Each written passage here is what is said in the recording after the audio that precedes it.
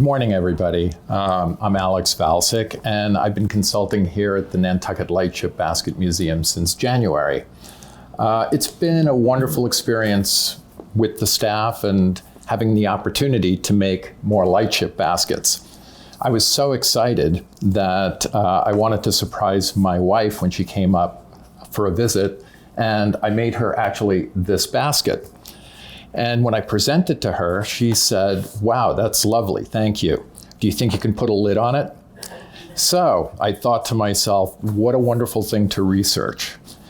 Today's lecture is called Put a Lid on It, the history of lids on Nantucket baskets.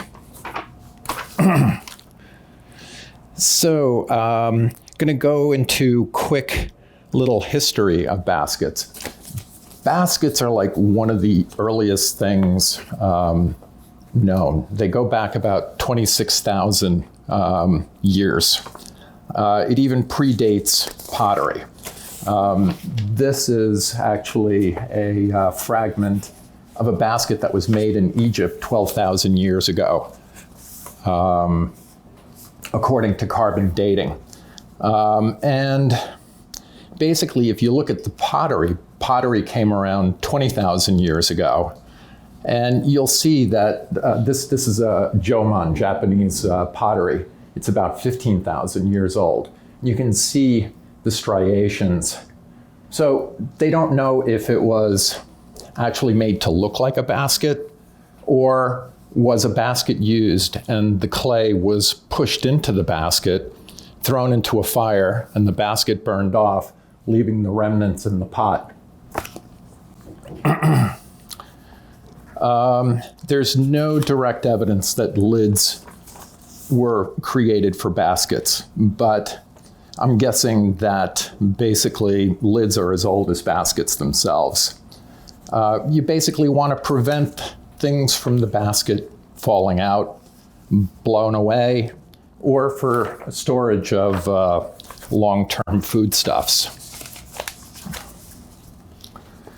So, as many of you know, there were many different types of baskets that were made when the English settlers first came to Nantucket. As early as 1720, a traveling novelist called J. Hector St. John de Corveau wrote letters from an American farmer published in London in 1782, and he included a section entitled Peculiar Customs of Nantucketers, which dated back to 1722.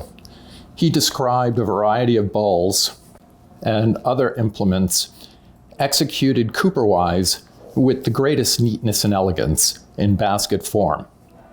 Unfortunately, we don't have any physical evidence of these baskets that he was talking about. But at the time, Native Americans were certainly building split-stave baskets.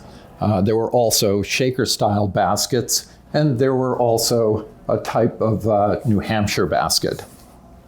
So this is a Wampanoag basket, shaker basket, and a New Hampshire basket. Oh, if anybody has any questions, feel free to jump in at any time.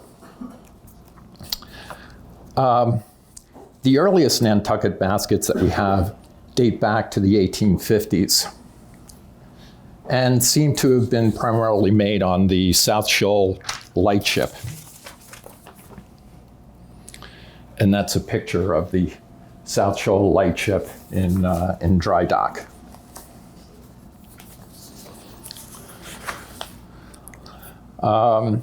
Basically, the captain and their crew during long, tedious months they spent anchored on the shoals, they were illuminating for passing ships.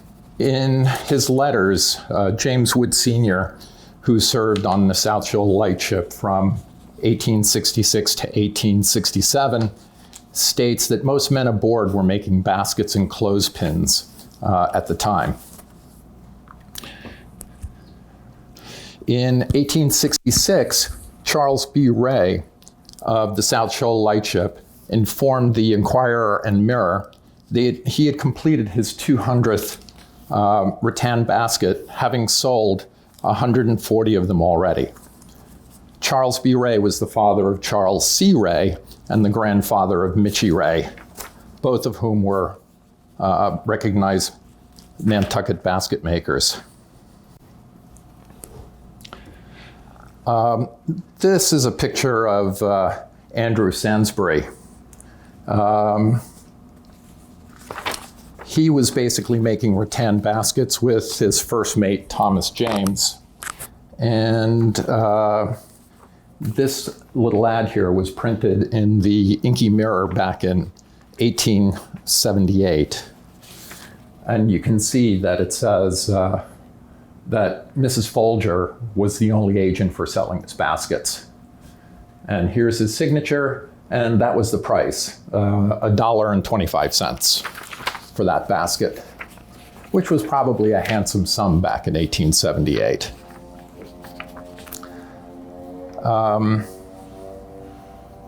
There seems to be a misconception that Jose Reyes, who started working much later in 1948, was the first basket maker to actually put a lid on Nantucket baskets.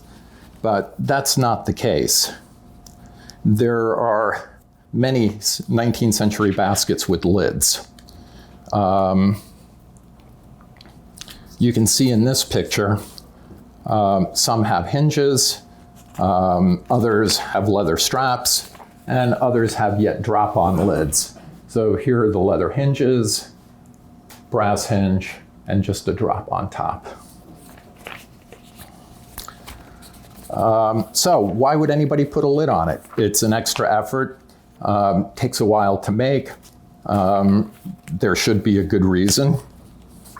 It seems that there are several possible reasons. For starters, here's Main Street back in the late 19th century, and people were driving around in these buckboards. So imagine you have your purse next to you and you don't have a lid on it, and you're bouncing up and down Main Street. All your stuff's going to come out. So that's one potential reason. Another is people used baskets for feather collection, to make pillows, quilts, other items. So they needed the stuff to stay put and not blown away. Also, people used the baskets to transport food, like pies and other fragile goods, and the lids basically provided good protection. Though not technically lids, some baskets had doilies, or an internal pouch with a drawstring, either free floating or attached, and these functioned as protective measures for precious items as well. One of the difficulties in establishing the provenance of early lidded baskets is that most makers did not sign their work. Here's an example of a basket from an unknown artist. There's no way to tell. It has a very interesting latch. It almost looks like you could put a lock on it. This one is attributed to Charles B. Rey, but there's no 100% proof that that actually is the case. There were some slight changes, mostly for functional reasons, until 1948 or so we thought. Here's an example of an early form of a lidded purse made by Charles B. Rey for his daughter, Mary Abbey Rey, 1834 to 1920. This is the earliest known prototype of a basket purse that so many of the Nantucket ladies currently carry.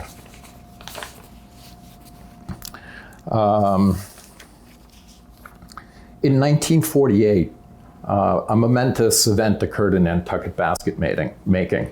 This was the year that a man from the Philippines rejoined his wife and children on Nantucket, and that's Jose Reyes.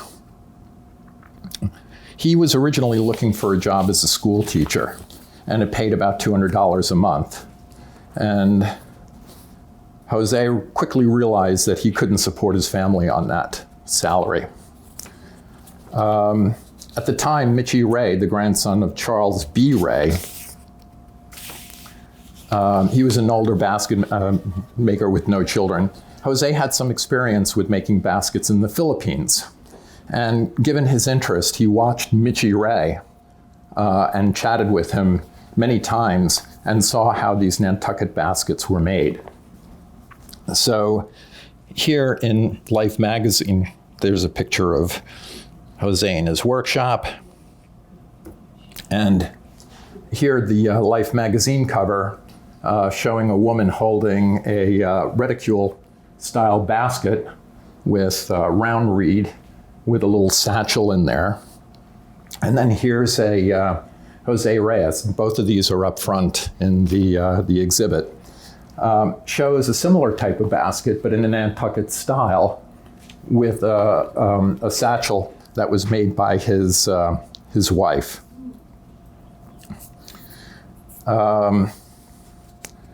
So he was experimenting with different ideas of how to come up with something that would appeal to people. And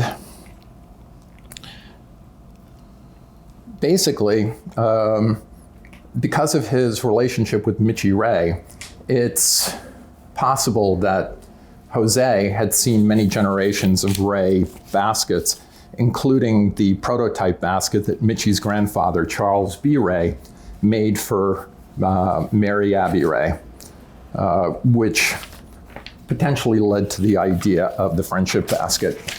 If you look at this basket, you'll see that it has the top plate. This is inlaid mother of pearl. It has a shallow lid on top. And there's one of Jose's early baskets, very, very similar. One of the differences, instead of having the handle go over the narrow end, he did it over the long end. But you can see possibly where Jose got the idea for the friendship basket. Now, some of Jose Reyes's first attempts to make a lidded basket we have in our exhibit. And they were basically a covered basket, but with no top plate. And the handle was kind of sewn into or woven into the basket on top. So this could be the 1.0 version, kind of the friendship basket.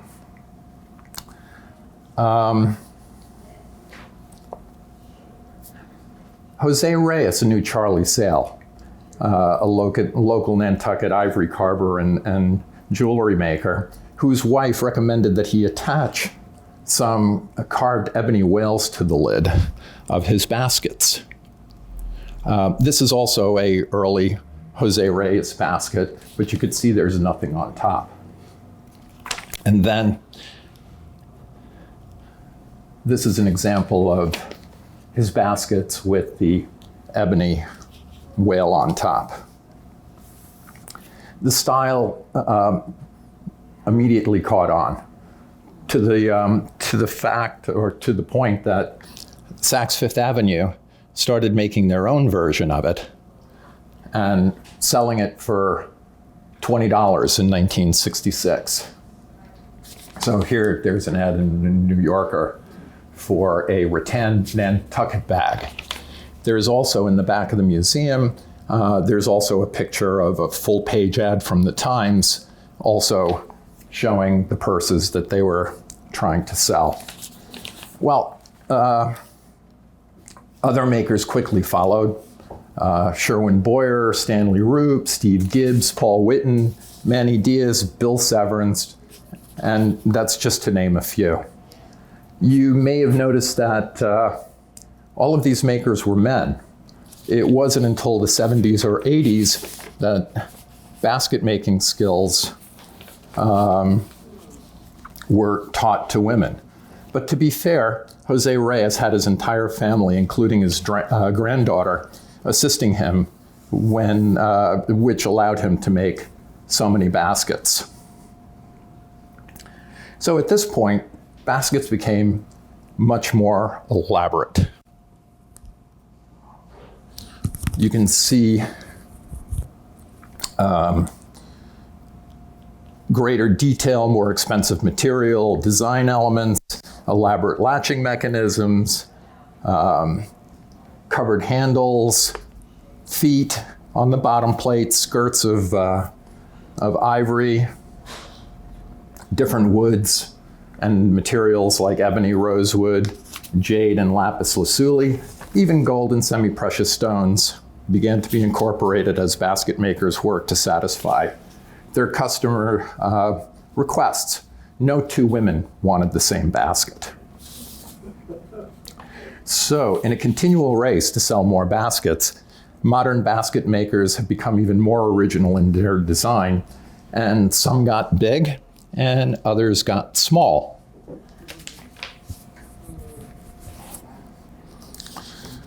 And then also, lids went wild.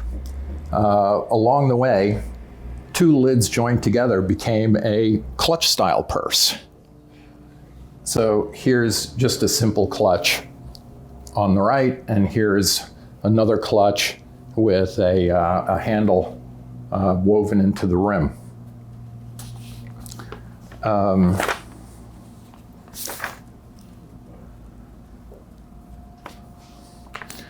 So there's been a global merging of styles with makers as far away as Japan creating these different baskets.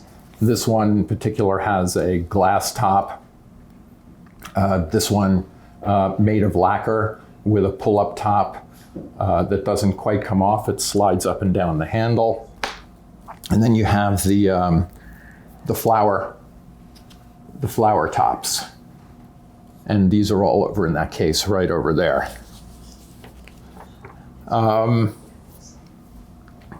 So meanwhile, current Nantucket makers like Michael Caine, Joan Brink, Fred Ely, Nat Plank, Tim Parsons, Kathleen Myers, and others continue to innovate and push the boundaries of what is a Nantucket basket and how you put a lid on it. Yeah, this is the Fred Ely, which are in the back case over there. This is a Hiller pagoda style top. This is Michael Caine with a square top. And here's Kathleen Myers with sort of a round top basket. So, any questions?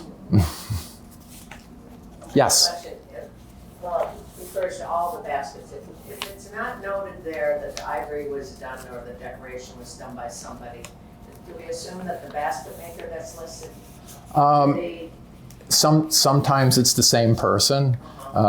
Charlie Sale was a basket maker, but he could also carve his own ivory. But in a lot of these examples, somebody made the basket and another person did the ivory. Like in the case of Jose Reyes, his early baskets were done by Charlie Sale, and later on they had some sort of falling out. He turned to Nancy Chase, which did a lot of his baskets. Yes? Could you explain how Fred Ely made his mold? Yeah, well, let's go back. So basically what he did is he took a block of styrofoam and he basically carved it into that shape. And then he basically wove around the styrofoam. Now this lid is almost decorative, but it also would allow him that after the basket was finished, he could literally take a coat hanger, a hot coat hanger, and start scooping out the styrofoam until he got all of the styrofoam out. And that's the same thing of the Joan Brink baskets, the ones that have the southwestern feel out in the front case. That's how those were made as well. Any other questions? One more. Yes. Make a lid for your wife's basket? I'm working on it. I haven't gotten it. Actually, temporarily, we just put a doily on it. Yeah, it's pretty. Oh, that looks pretty. Yeah, there it is. It looks pretty like that. That's the first part. So that's So I do have, I started making the lid, but I'm not finished. Any other questions? Okay, well, thank you all for coming.